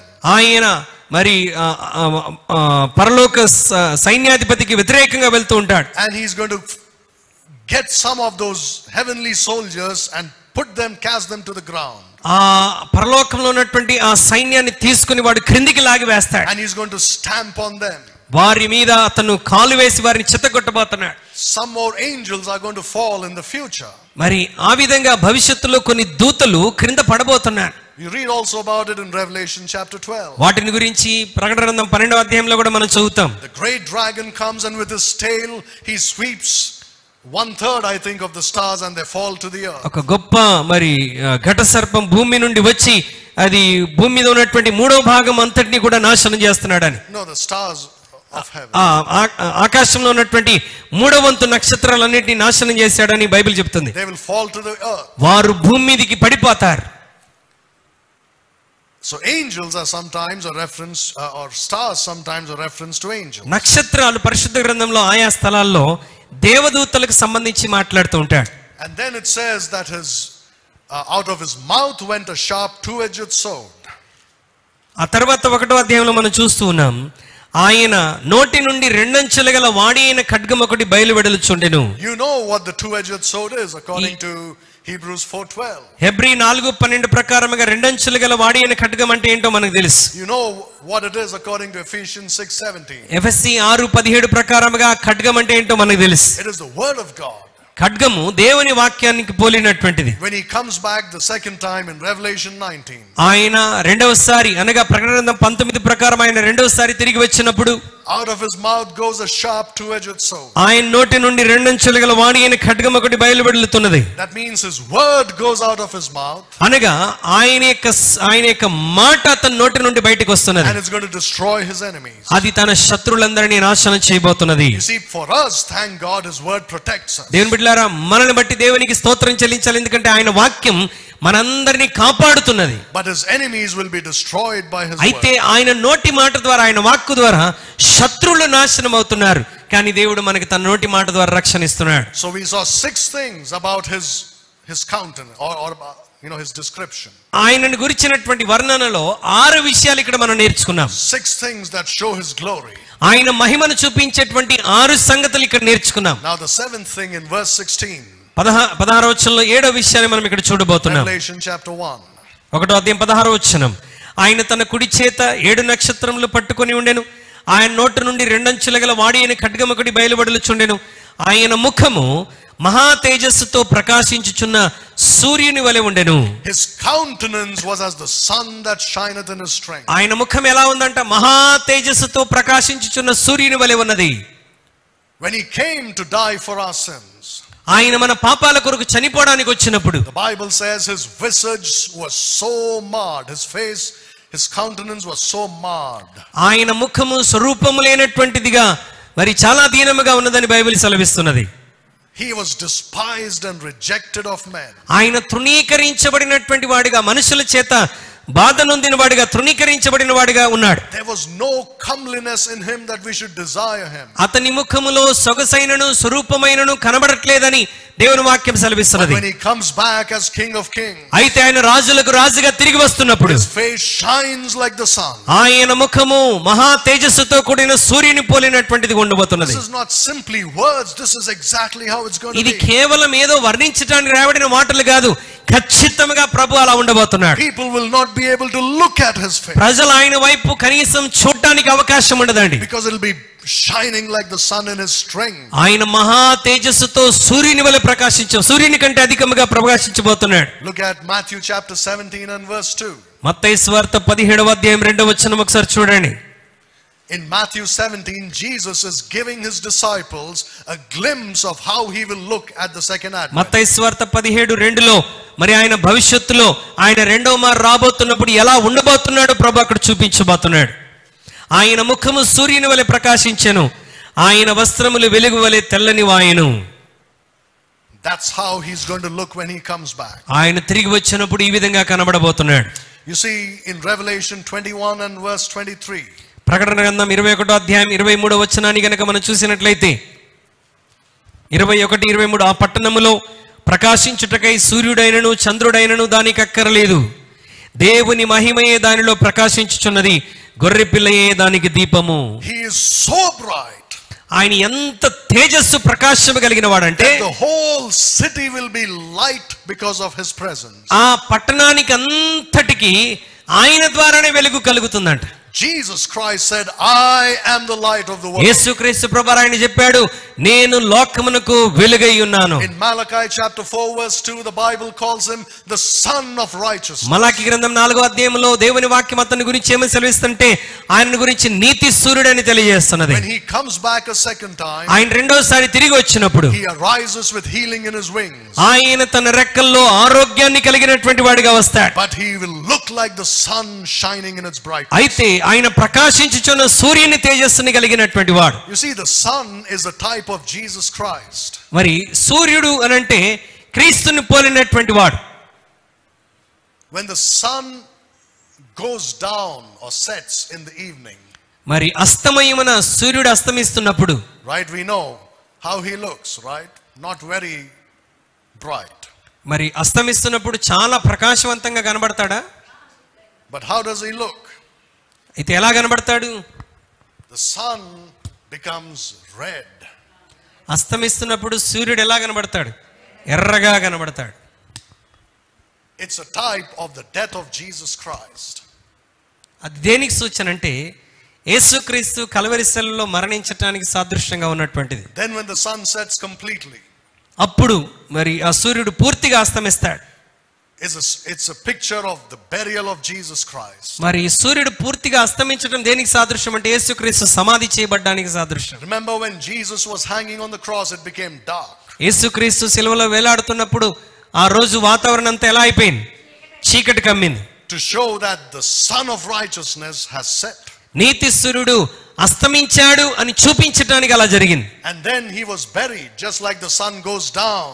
మరి సూర్యుడు ఎలాగైతే క్రిందికి వెళ్ళిపోతాడో అలాగూ మరి యేసుక్రీస్తు ప్రభువారు సమాధిలోనికి వెళ్ళిపోయాడు. And when you see the sun rising in the morning, మరలా ఉదయాన్ని ఆ సూర్యుడు ఉదయిస్తున్నప్పుడు it's a picture of the second coming of Jesus Christ. ఆ సూర్యుడు ఉదయించినప్పుడు ఎలా ఉన్నదంటే అది ప్రభు యొక్క రెండవ రాకడకు సూచనగా You ఉంటున్నది. know what Jesus said to his disciples about his millennial kingdom? తన యొక్క 1000 ఏళ్ల పరిపాలన గురించి యేసుక్రీస్తు శిష్యులతో ఏమని చెప్పాడు తెలుసా? Or what the Bible says about the millennial kingdom? Bible 1000 ఏళ్ల పరిపాలన గురించి ఏమని చెప్తున్నది? That the saints of God will shine like the sun in that kingdom. మరి దేవుని యొక్క పరిశుద్ధులు ఆయన రాజ్యంలో సూర్యుని వలె ప్రకాశిస్తారు. We are going to be like that. మనందరం ఆ విధంగా ఉండబోతున్నాం. And if Jesus Christ or the sun is a type of Jesus Christ, ఒకవేళ సూర్యుడు యేసుక్రీస్తుని పోలినటువంటి వాడైతే the church is a type of the moon. సంఘం ఎలాంటిదంట? చంద్రుని పోలినటువంటిది. Well, there is an argument about whether the moon has its own light or not. అయితే ఇప్పుడు వాదన ఏంటంటే చంద్రుడు తనకు తానుగా ప్రకాశిస్తాడా లేదా అన్నటువంటి వాదన జరుగుతుంది. Many Christians argue that the moon has its own light. చాలా మంది క్రైస్తవులు ఏమంటారంటే చంద్రుడు తనకు తానుగా వెలుగు కలిగి ఉన్నాడని కొంతమంది వాదిస్తారు. If you read in the book of Ecclesiastes, మరి ప్రసంగి గ్రంథాన్ని మనం చదివితే there are some verses which look like they are saying that the moon has its own light. మరి చంద్రుడు తనకు తానుగా వెలుగు కలిగి ఉన్నాడని చెప్పినట్టుగా వచనాలు కనబడవచ్చు. Now I'll tell you something. నేను మీకు విషయానికి చెప్తున్నాను. I don't know if the moon has its own light or not. మరి ఇప్పుడు కనబడుతున్న చంద్రుడికి తనకు తాను వెలిగేటువంటి శక్తి ఉందో లేదో నాకు తెలియదు కానీ But if you find it in the Bible and you're convinced about it, మరి బైబిల్ గ్రంథంలో దాన్ని తెలుసుకొని మనం దాన్ని నమ్మగలిగితే don't worry about science. Science గురించి చింతించాల్సిన అవసరం లేదు. Science can never catch up with the Bible. శాస్త్రము లేక సైన్స్ పరిశుద్ధ గ్రంథంతో ఎక్కడ సాటి రాదు. It is at least 200-300 years behind the Bible. మరి పరిశుద్ధ గ్రంథానికి ఇంకా 200-300 సంవత్సరాలు వెనకకున్నది ఈ సైన్స్ అంతా కూడా. Science is backward compared to the Bible. పరిశుద్ధ గ్రంథాన్ని పోలిస్తే సైన్స్ ఎక్కడో వెనకబడి ఉన్నది. But let's just say that the moon doesn't have its own light. సరే ఇలా చెప్పుకుందాం, చంద్రుడికి వెలుగు లేదని మనం మాట్లాడుకుందాం. Let's say that what the scientist says right, that it takes light from the sun. Science శాస్త్రజ్ఞులు ఏమని చెప్తారంటే సూర్యుని నుండి వెలుగు చంద్రుని మీదకి వస్తుంది. Right? But then it shines it on the earth. ఆ వెలుగు తీసుకొని భూమి మీదకి వెలుగునిస్తుంది. That's how the church should be. సంఘము ఆ విధంగా ఉండాలి. We are called to be the light of the world. Remember that? మనం లోకానికి వెలుగై ఉన్నామని మనం పిలువబడుతున్నాం. Whether it's our own light or what we take from Jesus Christ and his word. అది మన సొంత వెలుగా లేకపోతే యేసుక్రీస్తు నుండి పొందుకున్నటువంటి వెలుగా, whatever it is, we should shine it on the earth. ఏదేమైనప్పటికీ భూమి మీద మనం ఎలా ఉండాలంట? ప్రకాశిస్తూ ఉండాలి. So in the evening the sun sets and then it rises in the morning. అస్తమయమున మరి సూర్యుడు అస్తమిస్తాడు, మరలా ఉదయాన్నే ప్రకాశిస్తాడు. Talks about the death and burial and resurrection of Christ. అనగా యేసుక్రీస్తు ప్రభువారి మరణ పునరుద్ధానాల గురించి మాట్లాడుతున్నటువంటి మాట. And the moon reflects the light of the sun. మరి ఈ యొక్క చంద్రుడు సూర్యుని యొక్క వెలుగును ప్రకాశిస్తూ ఉంటాడు. If the church is the moon, ఒకవేళ సంఘము చంద్రుని పోలి ఉంటే, it means that we are living in the night time. అంటే చంద్రుని పోలి ఉన్నది సంఘం అని అంటే మనం ఎప్పుడు నివసిస్తున్నాం? రాత్రి కాలంలో నివసిస్తున్నాం. And when Jesus comes back, it will be morning. యేసుక్రీస్తు తిరిగి వచ్చినప్పుడు మరలా మనం ఎక్కడ ఉంటాం? పగల్లో ఉంటాం. Till then we must be the light of the world. అప్పటి వరకు మనం లోకానికి ఎలా ఉన్నాం? వెలుగు అయి ఉన్నాం. Look at verse 17 of Revelation chapter 1. ప్రకటన గ్రంథం 1వ అధ్యాయం 17వ వచనాన్ని చూద్దాం. నేను ఆయనను చూడగానే చచ్చిన వాని వలె ఆయన పాదముల యొద్ద పడి తిని, ఆయన తన కుడి చేతిని నా మీద ఉంచి నాతో ఇట్లా నేను భయపడకుము. There are some preachers today. నేటి దినాల్లో కొంతమంది ప్రసంగికులు, You know, I have read their books many years ago. చాలా సంవత్సరాల క్రితం వారు రాసినటువంటి పుస్తకాలు నేను చదివాను. You know what they wrote there? వారు అక్కడ ఏమని రాశారు తెలుసా? One of these guys, I won't tell you his name. వారి పేర్లు చెప్పను కానీ వారు రాసిన విషయాన్ని చెప్తున్నాను. One of these fellows said he's a world famous preacher, okay? ఆయన మామూలు వ్యక్తి కాదండి, ప్రపంచ ప్రఖ్యాతిగాంచినటువంటి దైవజనుడు. And people look up to him as a small Jesus Christ. అతన్ని ఒక చిన్న యేసులాగా చూస్తూ ఉంటారు. They say, oh, what a powerful man he is. ఇతను ఎంత గొప్ప శక్తివంతమైనటువంటి వాడు, How many healings he has done. ఎన్ని స్వస్థతలు జరిగించాడు, What power he has. ఎంత గొప్ప శక్తి కలిగినటువంటి వాడు. He said that one day he was sitting on his sofa and watching TV. ఆయన ఏమని చెప్పాడంటే, ఆయన ఒకరోజు సోఫాలో కూర్చొని టీవీ చూస్తూ ఉండగా, He was watching a serial. ఒక సీరియల్ చూస్తున్నాడు.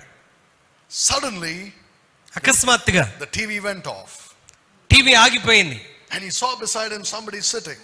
ఆయన పక్కకి తిరిగి చూస్తే ఎవరో కూర్చొని ఉన్నారు. It was Jesus. యేసుక్రీస్తు కూర్చొని ఉన్నాడు. And Jesus put his hand on him. యేసుక్రీస్తు ఆయన భుజం మీద చేయి వేశాడంట. And for 1 hour they had a conversation. ఒక గంట సేపు వాళ్ళిద్దరు మాట్లాడుకున్నారంట. And Jesus told him a lot of things. యేసుక్రీస్తు ప్రభువు ఆయనతో చాలా విషయాలు చెప్పాడట. And after 1 hour, గంట తరువాత Jesus disappeared. యేసుక్రీస్తు ప్రభువు అదృశ్యుడైపోయాడంట. And then the TV came back on. అప్పుడు మరలా టీవీ మరలా ఆన్ అయిందంట. And he continued watching the program. మరలా ఆగిపోయినటువంటి కార్యక్రమాన్ని చూడటం కంటిన్యూ చేశాడంట. Then he wrote again. One day Jesus took him to heaven. మరలా ఆయన తన పుస్తకంలో ఏం రాశాడంటే, ఒక రోజున యేసయ్య నన్ను పరలోకానికి తీసుకుని వెళ్ళాడు.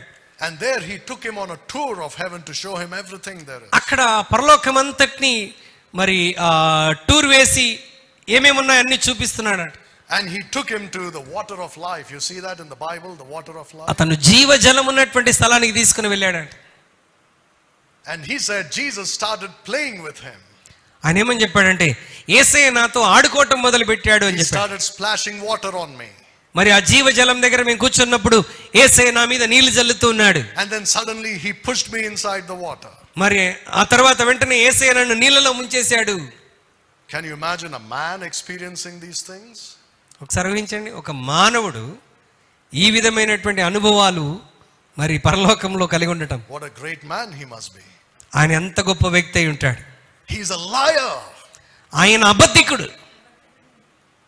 A bald-faced liar. చాలా భయంకరమైనటువంటి అబద్ధికుడు. When John saw the risen Christ, పునరుద్ధానుడైనటువంటి యేసుక్రీస్తు ప్రభువారిని యోహాను చూసినప్పుడు he fell at his feet as dead. ఎట్లా ఉన్నాడంట ఆయన స్థితి? చచ్చిన వాని వలె పడి ఉన్నాడంట. You know what Daniel said? దానియేలు ఏం చెప్పాడు తెలుసా? When he saw, right, we have seen that passage earlier. ఇంతకుముందు మనం చదువుకున్నటువంటి వాక్య భాగంలో దానియేలు దేవుణ్ణి చూసినప్పుడు, When he saw Jesus Christ యేసుక్రీస్తు ప్రభువారిని చూసినప్పుడు, in his glory, తన మహిమలో మనుష్య కుమారుని చూసినప్పుడు he fell down as a dead man, he became weak. మరి చచ్చిన వాని వలె పడిపోయాడు, నేను చాలా బలహీనుడనైపోయాను అంటున్నాడు. And then he says, after the vision was over, దర్శనం అయిపోయిన తర్వాత, in chapter 8 he says, I was sick for some days. దర్శనం అయిపోయిన తర్వాత నేను కొన్ని దినముల వరకు బలహీనుడిగా ఉన్నానని 8వ అధ్యాయంలో దానియేలు చెప్తున్నాడు. They could not stand seeing the glory of Jesus Christ. ఆ మహిమను చూసినప్పుడు వారు దాన్ని చూస్తూ అలా ఉండలేకపోయారు, బలహీనులైపోయారు, చచ్చిన వారి వలె పడిపోయారు. You know what the Bible says about Daniel? దానియేలు గురించి బైబిల్ ఏమని చెప్తుంది తెలుసా? A man greatly beloved. మరి దానియేలు దేవునికి బహుప్రియుడు అని బైబిల్ చెప్తుంది. You know what the Bible says about the apostle John? అపోస్తలుని యోహాను గురించి బైబిల్ ఏమని చెప్తుంది? He was a beloved disciple. యేసుక్రీస్తుకి ప్రియమైనటువంటి శిష్యుడు. Those who were so beloved to the Lord, యేసుక్రీస్తు ప్రభువారికి ప్రియమైన వారిగా బహుప్రియంగా ఉన్నటువంటి ఇద్దరు శిష్యులు could not stand to see him in his glory. ఆయన మహిమతో ఉన్నప్పుడు ఆయన్ని చూడలేకపోతే, The greatest Christian who ever lived, మరి ప్రపంచంలో గొప్ప ప్రసంగికుడిగా పేరు పొందినటువంటి ఆ వ్యక్తి, the greatest Christian was the apostle Paul. మరి ప్రపంచంలోనే గొప్ప క్రైస్తవుడిగా ఉన్నటువంటి వాడు అపోస్తలుడైన పౌలు. When he saw the glory of Jesus, ఆయన యేసుక్రీస్తు ప్రభువారి మహిమను చూసినప్పుడు he not only became blind, ఆయన గుడ్డివాడు మాత్రమే అవటం కాదండి, he fell down from his horse. ఆయన తన గుర్రం మీద నుండి కింద పడిపోయాడు. And you're telling me that after Jesus sat with you for 1 hour, ఇప్పుడు నువ్వేం చెప్తున్నావు? యేసుక్రీస్తు ప్రభువారు నా పక్కన గంట సేపు కూర్చున్న తర్వాత nothing changed. I continued to watch TV. నేను మరలా ఏమీ మారలేదు, టీవీ చూస్తా ఉన్నాను ఇంతకుముందు, ఇప్పుడు కూడా మళ్ళీ ఏం చేస్తున్నాను? టీవీ చూస్తున్నాను. What a liar. ఎంత అబద్ధం చూడండి. And today, millions of people around the world, Christians, look up to him as a great man of God. ఇప్పుడు మిలియన్ల కొలది క్రైస్తవులు అతను చాలా గొప్ప వ్యక్తిగా చూస్తూ ఉంటారు. Look at chapter 1 verse 8. 1వ అధ్యాయం 18. 1వ అధ్యాయం 18వ వచనం చూడండి. నేను మొదటి వాడను కడపటి వాడను జీవించువాడను, మృతుడనైతిని గాని ఇదిగో యుగ యుగములు సజీవుడనై ఉన్నాను, మరియు మరణం యొక్కయు పాతాళం యొక్కయు తాళపు చెవులు నా స్వాధీనంలో ఉన్నవి. Now look at that. He has in his hands the keys of death. Does it say hell and death? Yeah. Hell and death. మరణం యొక్కయు పాతాళం యొక్కయు తాళపు చెవులు నా చేతిలో ఉన్నాయి అంటున్నాడు. This is a very interesting thing I want to talk about. ఇది చాలా ఆసక్తికరమైన విషయం, దీని గురించి నేను మాట్లాడాలని ఆశపడుతున్నాను. But before that, దానికి ముందుగా let us look at the Bible talks about 5 kinds of keys. మరి పరిశుద్ధ గ్రంథమైన బైబిల్ 5 రకాల తాళపు చెవుల గురించి మాట్లాడుతుంది. Look at Luke chapter 11. లూకా సువార్త 11వ అధ్యాయంలోనికి ఒకసారి రండి. Verse 52.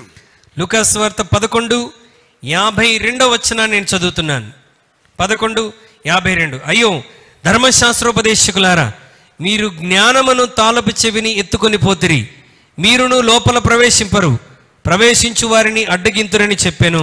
You have here the key of knowledge. ఇక్కడ రాబడిన తాళపు చెవి ఏంటి? జ్ఞానపు తాళపు చెవి. What is the knowledge that he's talking about? ఇక్కడ ఏ జ్ఞానం గురించి మాట్లాడుతున్నాడు? The knowledge of the Old Testament.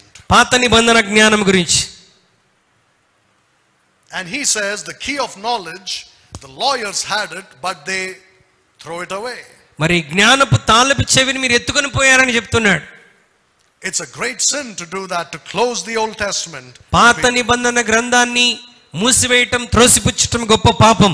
He says you do not enter into the kingdom of God yourself. మీరును దేవుని రాజ్యంలో లోపల ప్రవేశింపరు, and you don't allow others to enter. ప్రవేశించు వారిని కూడా మీరు ఏం చేస్తారు? అడ్డగిస్తారు. You have taken away the key of knowledge. మీరు జ్ఞానము తాళపు చెవిని తీసుకొని పోయారు. The book of knowledge is this book. మరి జ్ఞానం యొక్క పుస్తకం ఏంటండి? పరిశుద్ధ గ్రంథం అయినటువంటి Bible. And the key to this book only Jesus Christ can give to us today. ఈ పరిశుద్ధ గ్రంథానికి ఉన్నటువంటి తాళపు చెవిని ఎవరు ఇవ్వగలరు? మనకి యేసయ్య మాత్రమే ఇవ్వగలడు. Look at Matthew chapter 16. మత్తయి సువార్త 16వ అధ్యాయం దయచేసి చూడండి. And verse 19. మత్తయి సువార్త 16వ అధ్యాయం 19వ వచనం నేను చదువుతున్నాను.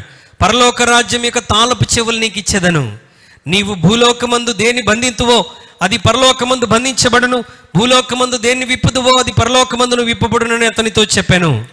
Jesus says to Peter, I will give you the keys of the kingdom of heaven. పేతురుతో యేసుక్రీస్తు ప్రభువు అంటున్నారు, పరలోక రాజ్యం యొక్క తాళపు చెవులు నీకు ఇస్తాను అంటున్నాడు. And you know what the Catholic Church says? ఇప్పుడు కేథలిక్ సంఘం ఏమని చెప్తుంది తెలుసా? Jesus gave the keys to Peter. మరి యేసుక్రీస్తు ప్రభువు పరలోక రాజ్యం తాళపు చెవి పేతురుకి ఇచ్చాడు. And Peter gave it to the Pope. పేతురు తీసుకెళ్లి ఎవరికి ఇచ్చాడు? So now he has the keys. కాబట్టి ఇప్పుడు ఆ తాళం చెవి ఎవరి దగ్గర ఉంది? పోపు దగ్గర ఉంది. What does he mean by giving him the keys of the kingdom of heaven? పరలోక రాజ్యం తాళపు చెవి పేతురుకి ఇచ్చాడని అంటే అర్థం ఏంటి? You see, when Jesus Christ was here on the earth, యేసుక్రీస్తు ప్రభువు ఆయన భూమి మీద ఉన్నప్పుడు what did he preach? ఆయన ఏమని ప్రసంగించాడు? Repent, for the kingdom of heaven is at hand. మరి పరలోక రాజ్యం సమీపంగా ఉన్నది, మారు మనసు పొందండి అని చెప్పాడు. What is the kingdom of heaven? దేవుని పరలోక రాజ్యం అంటే ఏంటి? Is it the church? Sangma? Yes or no? No. It is not. The kingdom of heaven is this kingdom. పరలోక రాజ్యము అని అంటే యేసుక్రీస్తు పరిపాలన చేయబోతున్నటువంటి రాజ్యం. The kingdom of God and the kingdom of heaven are two different things. దేవుని రాజ్యం వేరు, పరలోక రాజ్యం వేరు. You see, the word God and heaven are not the same. చూడండి, దేవుడు రాజు రెండు ఒకటి కాదండి. God and heaven are not the same. మరి దేవుడు పరలోకం రెండు ఒకటే కాదు. Is God heaven? మరి దేవుడు అంటే పరలోకమా? Or is heaven God? లేకపోతే పరలోకం అంటే దేవుడా? No. Heaven is a place created by God.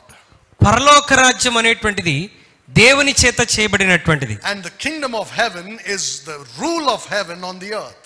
పరలోకం దేవుని చేత చేయబడింది. పరలోక రాజ్యం అని అంటే దేవుని చేత ఆయన ద్వారా పరిపాలించబడుతున్నటువంటి రాజ్యం. The kingdom of God is a spiritual kingdom. దేవుని రాజ్యము అంటే అర్థం ఏంటంటే ఆత్మ సంబంధమైనటువంటి రాజ్యం అని అర్థం. You know what Paul said in Romans 14 about the kingdom of God? రోమా పత్రిక 14వ అధ్యాయంలో పౌలు దేవుని రాజ్యాన్ని గురించి ఏమని చెప్పాడు తెలుసా? The kingdom of God is not meat and drink. దేవుని రాజ్యము మరి ఆహారము పానము కాదు. Right? That means it's not physical. అంటే అది శరీర సంబంధమైనటువంటిది కాదు. It is righteousness, peace and joy in the Holy Ghost. పరలోక దేవుని రాజ్యం అంటే నీతి, సమాధానము, పరిశుద్ధాత్మ యందలి ఆనందము. You know what Jesus said about the kingdom of God? యేసుక్రీస్తు ప్రభువు దేవుని రాజ్యం గురించి ఏమని చెప్పాడు తెలుసా? He said you cannot observe the kingdom of God and say here it is or there it is. దేవుని రాజ్యం ఇక్కడున్నది అక్కడున్నదని చెప్పడానికి వీల్లేదని చెప్పాడు. It is inside you, he said. దేవుని రాజ్యం మీలోనే ఉన్నది. But the kingdom of heaven అయితే పరలోక రాజ్యము is a literal rule of Christ on the earth. యేసుక్రీస్తు ప్రభువు తానే పరిపాలన చేయబోతున్నటువంటి రాజ్యం అది. It's going to be his kingdom over the whole world. ఆయన ప్రపంచమంతటా ఆయన రాజ్యమును కలిగి ఉండబోతున్నాడు. And in this kingdom he will sit on the throne of David. ఈ రాజ్యములో ఆయన ఎక్కడ కూర్చోబోతున్నాడు? దావీదు సింహాసనం మీద కూర్చోబోతున్నాడు. That's what the angel Gabriel said to Mary when Jesus was about to be conceived in her womb. మరి మరియ గర్భం దాల్చుతున్నప్పుడు గబ్రియేలు దూత మరియతో చెప్పినటువంటి మాట అది. What did he say about Jesus? యేసుక్రీస్తుని గురించి ఏమని చెప్పాడు? The child that you will conceive మరి నీవు గర్భం ధరించబోతున్నటువంటి శిశువు will be called the Son of the Most High. సర్వోన్నతుని కుమారుడు అని పిలువబడతాడు. And God will give unto him the throne of his father David. దేవుడు తండ్రి అయిన దేవుడు అతనికి దావీదు సింహాసనం అతనికి ఇచ్చును. And he will rule over the house of Jacob forever. అతను యాకోబు సంతతి వారిని నిరంతరము పరిపాలిస్తాడని రాయబడి ఉన్నది. Are you Jacob? మనం యాకోబు వారమా? No, say no please. కాదని చెప్పండి. He will rule over them in the future.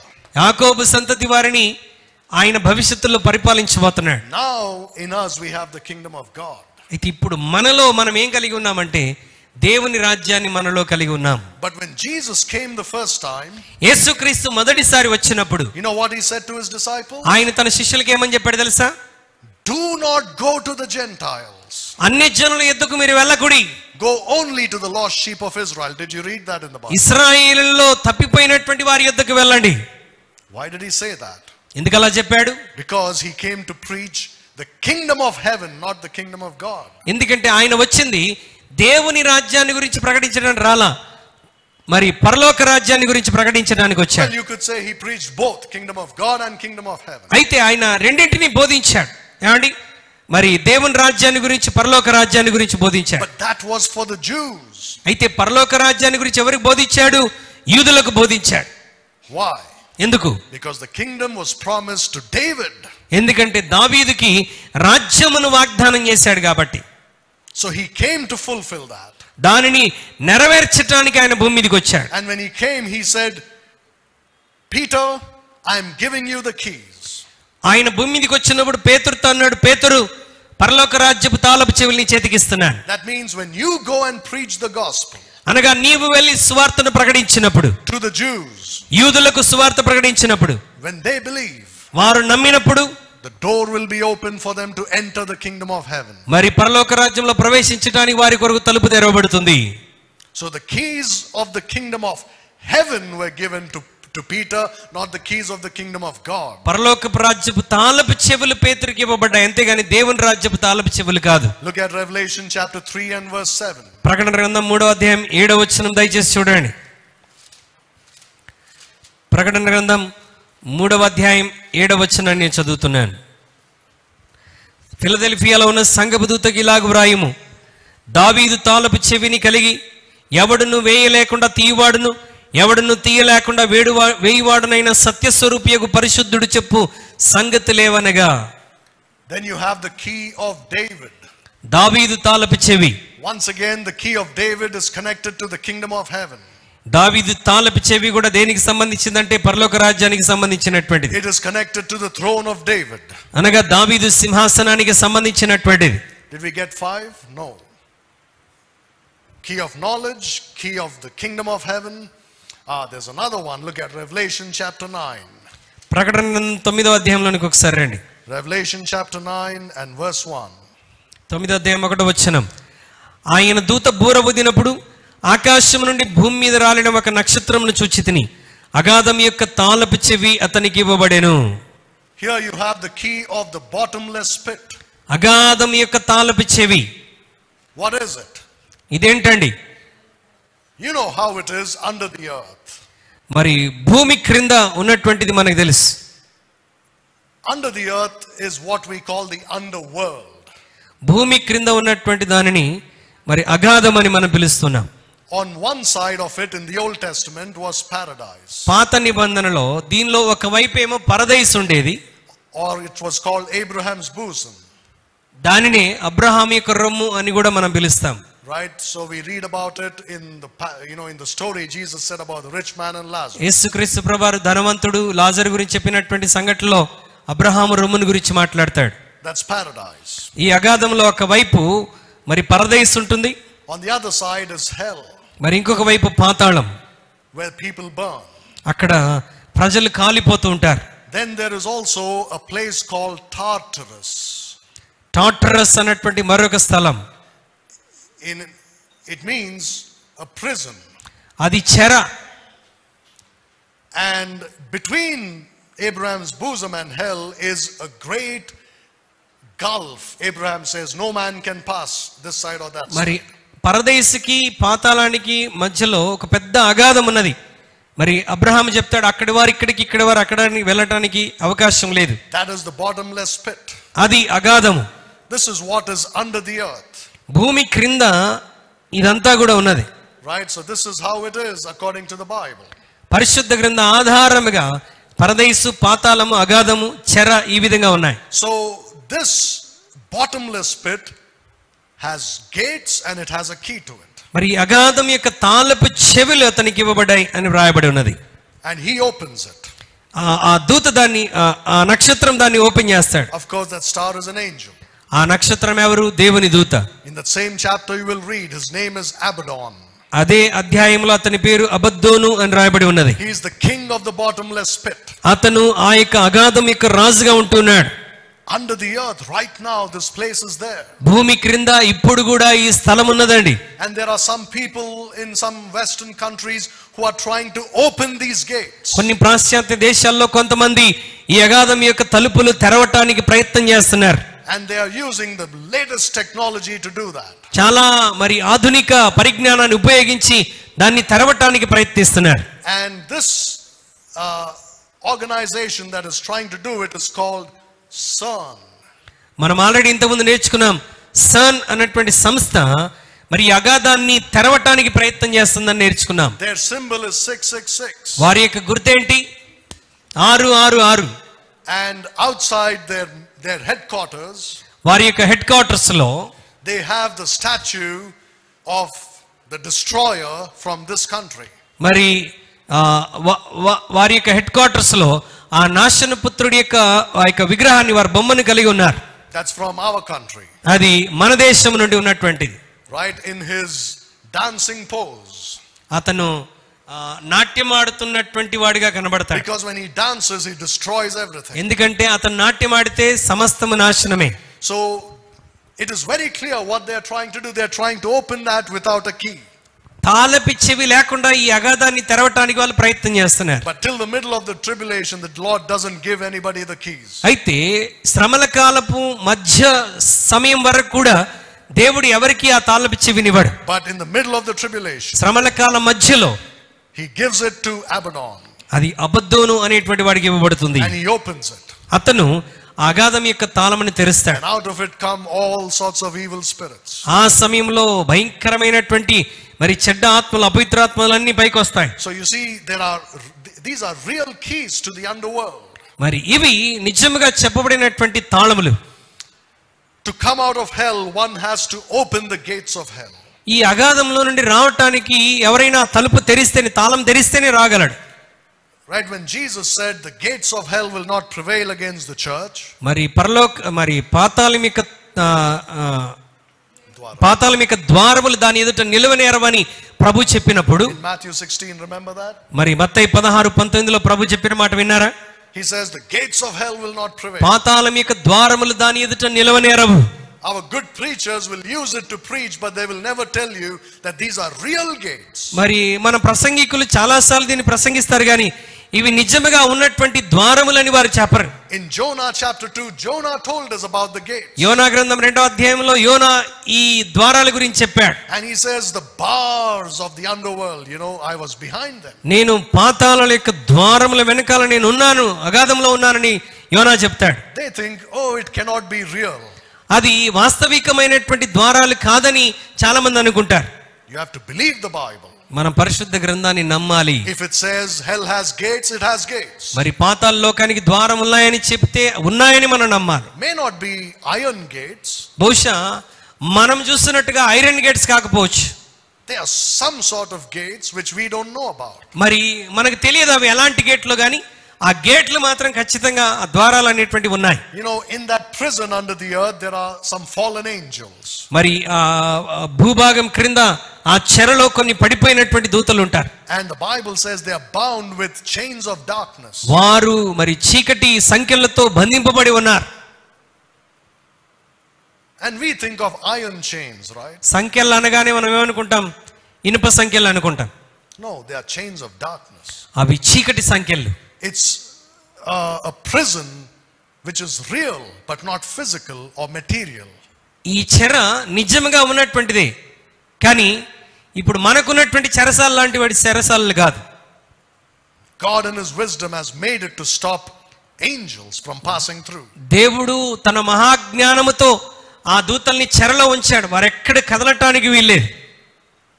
Hell has gates. మరి పాతాళానికి ద్వారములు ఉన్నాయి. And when Jesus died, యేసుక్రీస్తు ప్రభువు చనిపోయినప్పుడు he took those keys with him. ఆయన తనతో పాటు ఆ తాళపు చెవులు తీసుకుని వెళ్ళాడు. Look at Ephesians chapter 4. ఎఫెసీ పత్రిక 4వ అధ్యాయాన్ని దయచేసి చూడండి. Look at Ephesians 4 verses 8 to 10. ఎఫెసీ పత్రిక 4వ అధ్యాయం 8 నుండి 10 వచనాలు. అందుచేత ఆయన ఆరోహణమైనప్పుడు చెరను చెరగా పట్టుకొని పోయి మనుషులకు ఈవులను అనుగ్రహించనని చెప్పబడి ఉన్నది. ఆరోహణమాయననగా ఆయన భూమి యొక్క క్రింది భాగములకు దిగననియు అర్థమిచ్చుచున్నది కదా. Verse 10. దిగినవాడు తానే సమస్తమును నింపునట్లు ఆకాశ మండలమునన్నిటికంటే మరిపైకి ఆరోహణమైన వాడునై ఉన్నాడు. So he descended into the lower parts of the earth. ఆయన భూమి యొక్క క్రింది భాగములకు దిగి వెళ్ళాడు. And when his body was buried in the tomb for 3 days and 3 nights, ఆయన శరీరం 3 దినములు 3 పగలు 3 రాత్రులు సమాధి చేయబడినది. right? his soul went down into the lower parts of the earth. ఆయన ప్రాణం ఎక్కడికి వెళ్ళిందంట? భూమి క్రింది భాగమునకు వెళ్ళింది. And what did he do? ఆయన అక్కడ ఏం చేశాడు? Let me show you one more verse. We don't have much time, but let me finish with this subject. సమయం లేదు గనుక ఈ సబ్జెక్ట్ ని మనం ఈ మాటతో క్లోజ్ చేసుకుందాం. Look at Acts chapter 2 verse 27. అపోస్తల కార్యం 2వ అధ్యాయం 27వ వచనాన్ని దయచేసి చూడండి. నీవు నా ఆత్మను పాతాళంలో విడిచిపెట్టవు, నీ పరిశుద్ధుని కులిపట్టనీయవు. What was Jesus doing under the earth? యేసుక్రీస్తు ప్రభువారు పాతాళంలో అంటే భూమి క్రింది భాగంలో ఏం చేస్తున్నాడు? In fact, in the English Bible, English బైబిల్లో it says, thou wilt not leave my soul in hell. నా ఆత్మను నీవు పాతాళంలో విడిచిపెట్టవు. In hell. నరకములో విడిచిపెట్టవు, అగాధములో విడిచిపెట్టవు. So that means the soul of Jesus went down into hell. అనగా యేసుక్రీస్తు యొక్క ప్రాణము మరి అడుగు భాగంలోనికి వెళ్ళింది, భూమి అడుగు భాగంలోనికి. So he went to this place where they were burning. ఆయన మరి యొక్క నరకంలోనికి, పాతాళంలోనికి, కాలుతున్నటువంటి స్థలంలోనికి వెళ్ళాడు. Not to burn, don't get me wrong. వెళ్ళింది కాలిపోవటానికి కాదండి. Some Christians say, oh, he went and burned there in hell. No. ఆయన ఇక్కడికి వెళ్ళి నరకంలో ఆయన కూడా కాలిపోయాడేమో అని మనం అనుకుంటాం. He experienced hell when he hung on the cross. ఆయన కల్వరి శిలువలో వేలాడినప్పుడే నరకాన్ని అనుభవించాడు. But when he went down to hell, అయితే ఆయన నరకంలోనికి, ఆ పాతాళంలోనికి వెళ్ళినప్పుడు he went with our sins. ఆయన మన పాపములను తీసుకొని అక్కడికి వెళ్ళాడు. The Bible says he became sin for us who knew no sin. మరి ఆయన ఏ పాపము చేయనప్పటికీ మన కొరకు పాపముగా మారిపోయాడు. He took this, right? John the Baptist said, behold the Lamb of God which taketh away the sins of the world. యోహాను చెప్పినట్టుగా ఇదిగో లోక పాపమును మోసుకొని పోవు దేవుని గొర్రెపిల్ల అంటాడు. అంటే ఆయన మన పాపాలన్నీ మోసుకున్నాడు. He took them to hell. ఆయన మన పాపాలు మోసుకొని ఎక్కడికి వెళ్ళాడు? నరకానికి వెళ్ళాడు. He took the sins of the whole world. ప్రపంచంలోని మనుషులందరి పాపాలు అక్కడ తీసుకుని వెళ్ళాడు. What did he do there? అక్కడ ఏం చేశాడు? He cast them there in hell. ఆయన ఆ నరకంలో వాటిని పడవేశాడు. I'll tell you something. ఇక్కడ ఒక విషయాన్ని చెప్తున్నాను. When an unsaved man dies, మరి రక్షించబడని వ్యక్తి చనిపోతే where does he go? ఆయన ఎక్కడికి వెళ్తాడు? When he goes to hell, అతను నరకానికి వెళ్ళినప్పుడు he will find his sins there. అక్కడికి వెళ్ళి ఏం కనుగొంటాడు? తన పాపాలు అక్కడ కనుగొంటాడు. But you and I who are washed in the blood of Christ, నీవు నేను యేసుక్రీస్తులో కడగబడినటువంటి మనం will never see our sins again. మన పాపాలు మరలా మనం ఎన్నడూ చూడం. If you want to see your sin, you have to go to hell, which you cannot go. నీ పాపాలు ఏంటేంటో చూడాలంటే మళ్ళీ నువ్వు ఎక్కడికి వెళ్ళాలి? But we cannot go there. అయితే మనం అక్కడికి వెళ్ళలేము. Look at 1 Peter chapter 2 verse 24. మొదటి పేతురు 2వ అధ్యాయం 24వ వచనాన్ని దయచేసి చూద్దాం. మొదటి పేతురు 2వ అధ్యాయం 24వ వచనం. మనం పాపముల విషయమై చనిపోయి నీతి విషయమై జీవించినట్లు ఆయన తానే తన శరీరమందు మన పాపములను మానుమృద మోసుకొనెను. ఆయన పొందిన గాయముల చేత మీరు స్వస్థత నొందితిరి. What happened to all the sins that he bore in his body? ఆయన తన శరీరం మీద మోసినటువంటి పాపాలన్నిటికీ ఏం జరిగింది? He took them down to hell. ఆయన పాపములన్నీ అక్కడ క్రిందికి తీసుకుని వెళ్ళాడు. Then what did he do? ఆయన ఏం చేశాడు? Look at 1 Peter 3 verse 19. మొదటి పేతురు 3వ అధ్యాయం 19వ వచనం దయచేసి చూడండి. దేవుని దీర్ఘశాంతం ఇంకా కనిపెట్టుచున్నప్పుడు పూర్వము నోవాహు దినముల్లో ఓడ సిద్ధపరచుచుండగా అవిధేయులైన వారి యొద్దకు అనగా చెరలో ఉన్న ఆత్మల యొద్దకు ఆయన ఆత్మరూపిగానే వెళ్ళి వారికి ప్రకటించెను. ఆ ఓడలో కొందరనగా 8 మంది నీటి ద్వారా రక్షణ పొందిరి. You see that he went and preached to the spirits there in prison. ఆయన అక్కడికి వెళ్ళి ఆ చెరలో ఉన్నటువంటి ఆత్మలకు ఆయన సువార్తను ప్రకటించాడు. He preached unto the spirits in prison. ఆయన చెరలో ఉన్నటువంటి ఆత్మలకు సువార్తను ప్రకటించాడు. Those are the angels who sinned in the days of Noah. నోవాహు కాలంలో పాపము చేసినటువంటి దూతలు. Christians think he went to preach the gospel to them. క్రైస్తవులు అనుకుంటారు వారికి మరి క్రీస్తు సువార్తను ప్రకటించడానికి వెళ్ళాడేమో అనుకుంటారు. No. కాదండి. He went to proclaim his victory. ఆయన తన విజయాన్ని ప్రకటించడానికి వెళ్ళాడు. To tell them, you tried to stop me from coming into the world. ఇదిగో లోకంలోనికి రాకుండా ఆపటానికి మీరు నన్ను ప్రయత్నించారు. But I have come and finished my work. అయితే నేను వచ్చి నా పని ముగించానని ఆ పడిపోయిన దూతలకు ప్రకటించాడు. Now look at chapter 4 and verse 6. 4వ అధ్యాయం 6వ వచనం చూడండి. మొదటి పేతురు. మృతులు శరీర విషయములో మానవరీత్యా తీర్పు పొందినట్లు ఆత్మ విషయంలో దేవుని బట్టి జీవించినట్లును వారికి కూడా సువార్త ప్రకటించబడెను. Here he preached the gospel. ఇక్కడ ఆయన సువార్తను ప్రకటించాడు. What are we talking about? మనం దేని గురించి మాట్లాడుతున్నాం? Once he put our sins here, ఆయన ఒక్కసారి మన పాపములను ఇక్కడ పడవేసినప్పుడు he went and preached to these, ఆయన చెరలో ఉన్న వారి దగ్గరికి వెళ్ళి ప్రకటించాడు. and he took the keys of death and hell. ఆయన మరణం యొక్కయు పాతాళం యొక్క తాళపు చెవులు తీసుకొని He locked the gates. ఆయన ద్వారములు మూసివేసి He went here to paradise. ఆయన పరదేశుకు వెళ్ళాడు. And here he preached the gospel. ఆయన పరదేశులో సువార్తను ప్రకటించాడు. Why? ఎందుకు? Because these are Old Testament saints. ఎందుకంటే ఇక్కడ పాత నిబంధన భక్తులు ఉన్నారు. They don't know the gospel. వారికి సువార్త తెలియదు. They are in Abraham's bosom. వారు అబ్రహాం యొక్క రొమ్మున ఆనుకొని ఉన్నారు. Because they obeyed God in the Old Testament. వారు పాత నిబంధన కాలంలో దేవునికి లోబడినటువంటి ప్రజలు. Now he went there and he told them, I am the one the prophet spoke about. ఆయన అక్కడికి వెళ్ళి ఏమని ప్రకటించాడంటే, ఇదిగో ప్రవక్తలు ప్రవచించినటువంటి ఆ వ్యక్తిని నేనే అని చెప్పాడు. I am the one who came to die for your sins. మీ పాపముల కొరకు చనిపోవడానికి వచ్చిన వాడను నేనే అని ప్రకటించాడు. And I am rising up. నేను మరలా మరణం నుండి తిరిగి లేచాను. I am going to rise up. నేను మరలా తిరిగి లేవబోతున్నానని వారికి చెప్పాడు. But I am not going to leave you behind. అయితే నేను మిమ్మల్ని ఇక్కడే విడిచిపెట్టను. They were captive, you see, in this place. వారు ఈ స్థలంలో చెరగా ఉన్నారు. He took captivity captive and he rose up again. వాక్యంలో మనం చదివినట్టుగా ఆయన చెరగా ఆయన కొనిపోయాడు. అర్థమైందా? But when he came up with the keys of death and hell in his hand. ఆయన పైకి వచ్చినప్పుడు పాతాళం మరణం యొక్క పాతాళలోకం యొక్క తాళపు చెవులు తీసుకొని వచ్చాడు. And he took all these people from paradise and went up to the third heaven. ఈ పరదేశు నుండి వారందరిని తీసుకొని ఆయన మూడవ ఆకాశంలోనికి వెళ్ళాడు. That's what he accomplished. మరి ఆయన సాధించినటువంటి విజయం అది. So that's why he's saying in Revelation chapter 1. అందుకొరకే ప్రకటన గ్రంథం 1వ అధ్యాయంలో బైబిల్ సెలవిస్తున్నది. In verse 18.